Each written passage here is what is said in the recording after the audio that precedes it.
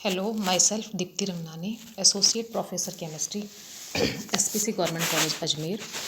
Today we will study the topic of BSc Part 2 phase rule, and in this series today we will deal with two component system.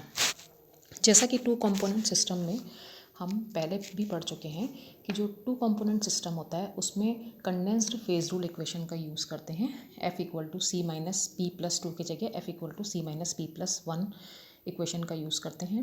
और चूंकि यहाँ पर to component पढ़ रहे हैं इसलिए F=2-P+1 ये इक्वेशन बन जाएगी 3-P। और हम पहले इसमें लेड सिल्वर सिस्टम पढ़ चुके हैं। आज हम इसी को कंटिन्यू करते हुए इसमें बिस्मथ कैडमियम सिस्टम पढ़ेंगे। बिस्मथ कैडमियम सिस्टम में अगेन ये C=2 और F=3-P वाली इक्वेशन को हम यूज़ करेंगे। बिस्मथ कैडमियम सिस्टम एक द्विघटक सिस्टम है। इसका जो फेज रूल डायग्राम है वो इस इक्वेशन में इस डायग्राम में हम देख सकते हैं। इस फेज रूल डायग्राम में हम देख रहे हैं कि पॉइंट ए जो है वो मेल्टिंग पॉइंट है प्योर बिस्मथ का, जो कि 271.3 डिग्री सेंटीग्रेड पर है। और पॉइंट बी जो है वो मेल्टिंग पॉइंट है प्योर कैडमियम का, जो कि 321 डिग्री सेंटीग्रेड पर है, जैसा कि इस फेज रूल डायग्राम में दिखाया जा रहा है। इसमें हम मेन इस फेज रूल डायग्राम के फीचर्स पढ़ेंगे। Curve AO, curve BO, area under AO, area under curve BO, area above AOB और एरिया बिलो COD। सबसे पहले हम ये देख रहे हैं इसमें कि कर्व AO क्या है।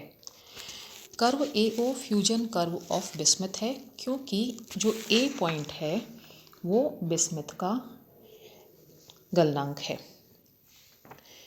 कर्व AO बिस्मथ का कैडमियम की उपस्थिति में फ्यूजन कर्व है।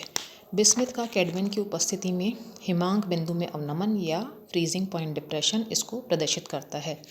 इसी प्रकार जो कर्व BO है वो फ्रीजिंग पॉइंट डिप्रेशन शो कर रहा है। कर्व BO जो है वो बिस्मथ की उपस्थिति में फ्यूजन कर्व है कैडमियम का। AO और BO दोनों पर फेजेस, नंबर ऑफ फेजेस 2 हैं, नंबर ऑफ कंपोनेंट 2 हम पढ़ रहे हैं और टू कंपोनेंट सिस्टम, इसलिए number of degree of freedom यहाँ पर 1 होगी। अतः कर्व AO और BO जो है वो मोनोवेरिएंट सिस्टम है। और ये दोनों कर्व जो हैं वो बिंदु O पर मिलते हैं। इस बिंदु पर 3 प्रावस्थाएं साम्य में हैं। बिस्मथ, ठोस कैडमियम और लिक्विड तीनों साम्यावस्था में है, इसलिए number of phases is equals to यहाँ पर 3 होंगी। टू कंपोनेंट सिस्टम हम पढ़ रहे हैं, इसलिए F=3-P में P की वैल्यू 3 सब्स्टिट्यूट करने पर F=0 प्राप्त होगा। अतः 0 जो है वो मोनोवेरिएंट सिस्टम है। अतः इसको हम यूटेक्टिक पॉइंट कहते हैं। और इस चूँकि ये मोनोवेरिएंट है इसलिए यहाँ पर टेम्परेचर और कंपोजिशन फिक्स होगा। टेम्परेचर यहाँ पर है 140 डिग्री सेंटीग्रेड और कंपोजिशन इस पॉइंट का होगा 40% ऑफ कैडमियम और 60% ऑफ बिस्मथ। इसमें हम ये देख रहे हैं कि AOB के जो ऊपर का एरिया है इस कर्व में, उसमें केवल लिक्विड स्टेट पाई जाती है।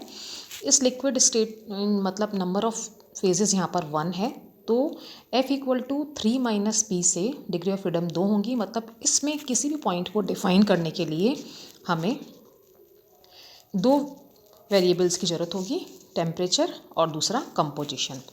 तो अब हम इसमें ले रहे हैं कि माना कि इस एरिया में द्रव विलयन का जो भार है वो 70% कैडमियम है, जो कि आरेख में A बिंदु के द्वारा, स्मॉल a के द्वारा दर्शाया गया है।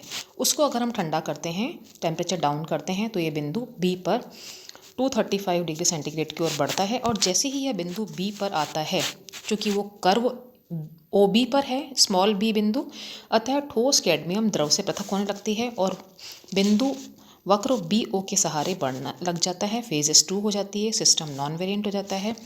आगे और ठंडा करने पर BO के अनुसार चलता है और कैडमियम के और अधिक अलग होने पर द्रव में बिस्मथ की मात्रा बढ़ती जाती है। अंत में गलन क्रांतिक बिंदु पर ठोस बिस्मथ भी अलग हो जाता है, मतलब पॉइंट O पर। यहाँ पर प्रावस्था 3 हो जाएंगी, 2 ठोस 1 लिक्विड। और अधिक ठंडा करने पर विलयन जमना प्रारंभ हो जाता है और यहाँ ताप और संगठन में कोई परिवर्तन नहीं होता। जब तक कि तीनों प्रावस्थाएं उपस्थित रहती हैं। तो इस तरह से हमने जो टाई लाइन है ए बी, उसके द्वारा हम इस सिस्टम की स्टडी कर सकते हैं। अब हम इसी फेज रूल जो 2 कंपोनेंट सिस्टम है उसमें दूसरा सिस्टम पढ़ेंगे, पोटेशियम आयोडाइड वाटर सिस्टम। यह तंत्र जो है लेड सिल्वर सिस्टम के समान ही है। इसमें एक लवण Ki है और दूसरा जल है, गलन क्रांतिक मिश्रण बनाते हैं। और इस चित्र में जैसा कि दिखाया गया है, Ki और वाटर सिस्टम का जो फेज रूल है डायग्राम है, इसकी तुलना में लेड सिल्वर सिस्टम के प्रावस्था आरेख से अगर हम करते हैं तो इन दोनों में डिफरेंस यह पाया जाता है कि यहाँ पर जो पॉइंट बी है, जैसा कि चित्र में दिखाया गया है, उसको शुद्ध Ki के गलनांक तक नहीं बढ़ाया गया है, क्योंकि Ki के गलनांक तक जल द्रव प्रावस्था में नहीं रह पाता, इसलिए हमने Ki को गलनांक बिंदु तक नहीं बढ़ाया है। अब हम इस तंत्र की मुख्य विशेषताएं पढ़ेंगे। इस तंत्र की मुख्य विशेषताएं क्या हैं? एक तो कर्व AO है, दूसरा कर्व BO है, तीसरा पॉइंट O है, चौथा क्षेत्र ACO है, पांचवा वक्र BO और क्षैतिज रेखा OD के द्वारा घिरा हुआ क्षेत्र है, छठा एरिया AOB के ऊपर का जो क्षेत्र है वो है, उसके बाद क्षैतिज रेखा COD के नीचे का क्षेत्र है। इसको हम 1 बाय 1 इस डायग्राम के थ्रू स्टडी करेंगे।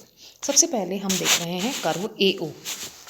कर्व AO, इसमें जो A पॉइंट है वो जल का हिमांक दर्शा रहा है। जल का हिमांक क्या होता है? 0 डिग्री सेंटीग्रेड। इस बिंदु पर बर्फ और जल साम्यावस्था में है। जब जल में Ki मिक्स, जैसे जैसे हम इस बिंदु से आगे बढ़ रहे हैं, क्योंकि जो लेफ्ट मोस्ट पॉइंट है वो 100% वाटर को डिनोट कर रहा है और जो राइट मोस्ट पॉइंट है फेज रूल डायग्राम में वो 100% Ki को डिनोट कर रहा है। तो जैसे जैसे हम A से बढ़ रहे हैं आगे, उसमें Ki मिला रहे हैं। A से बढ़ रहे हैं मतलब Ki मिक्स कर रहे हैं, तो जल का हिमांक इस कर्व के थ्रू घट रहा है। AO के दिशा में जो जल का हिमांक है वो घटता है और कर्व आगे बढ़ रहा है AO की दिशा में, और इस कर्व को हम कहते हैं फ्रीजिंग कर्व। और इस कर्व पर क्या क्या स्थित है? बर्फ़ है और दूसरा Ki का जल में विलयन है। चूँकि यहाँ पे नंबर ऑफ़ फेजेस 2 हो गई, जैसे कि इसमें दिखाया गया नंबर ऑफ़ फेजेस 2 हैं, तो नंबर ऑफ़ जो डिग्री ऑफ फ्रीडम है वो 1 रह जाएगी। सिस्टम मोनोवेरिएंट हो जाएगा, तो प्रत्येक ताप पर जो कंपोजिशन है वो स्थिर रहेगा। दूसरा है, अब कर्व BO देख रहे हैं। यहाँ पर यह जो वक्र है वो Ki का विलयता वक्र है, सॉलिबिलिटी कर्व, फ्रीजिंग वक्र नहीं है, यह सॉलिबिलिटी कर्व है। इस पर Ki ठोस और विलयन द्रव साम्यावस्था में रहते हैं। नंबर ऑफ फेजेस 2 दिखा रहे हैं, नंबर ऑफ कंपोनेंट 2 है, डिग्री ऑफ फ्रीडम 1 होगा। अगेन ये मोनोवेरिएंट सिस्टम होगा। तीसरा है पॉइंट O।